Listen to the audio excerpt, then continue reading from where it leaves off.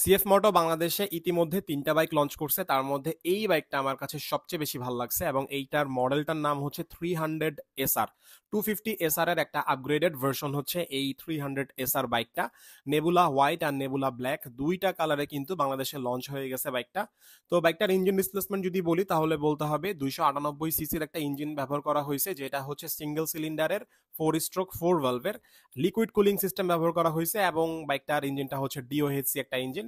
বাইকটার মধ্যে কিন্তু স্লিপার ক্লাচ ব্যবহার করা হয়েছে। আর ইঞ্জিনটার পাওয়ার আর টর্ক যদি বলি, অনেক পাওয়ার টর্ক আসলে পাওয়া যাচ্ছে। 30 বিএইচপি পাওয়ার এবং 27 নিউটন মিটার অফ টর্ক কিন্তু প্রডিউস করবে এই বাইকটার ইঞ্জিনটা।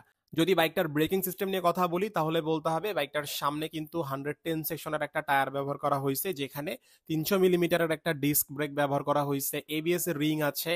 তারপর সামনে কিন্তু ইউএসডি সাসপেনশন ব্যবহার করা হয়েছে।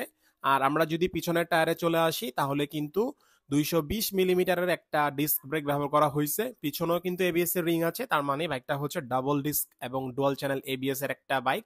আর পিছনে যে টায়ারটা ব্যবহার করা হয়েছে সেটা হলো 140 সেকশনের একটা টায়ার।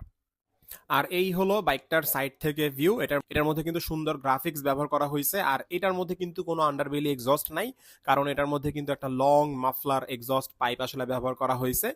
আর এই বাইকটার যেই ইনস্ট্রুমেন্ট কনসোল, এইটা আমার কাছে খুব ভালো লাগছে, একদম বেস্ট। বড় সড়ো আসলে একটা টিভির মতো ইনস্ট্রুমেন্ট কনসোল দেখা যাচ্ছে।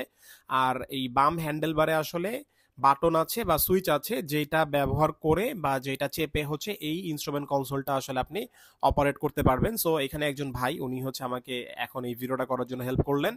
সো স্পিডোমিটারটা বা ইনস্ট্রুমেন্ট কনসোলটা দেখতে কিন্তু খুবই দারুণ হয়েছে, টিএফটি একটা ইনস্ট্রুমেন্ট কনসোল। সো বাংলাদেশে বর্তমানে এই বাইকটার মূল্য রাখা হয়েছে 4,58,500 টাকা। সো কমেন্ট করে জানিয়ে দিন যে 300 সিসির একটা বাইক হিসেবে এই বাইকটার প্রাইস আপনাদের কেমন লাগছে।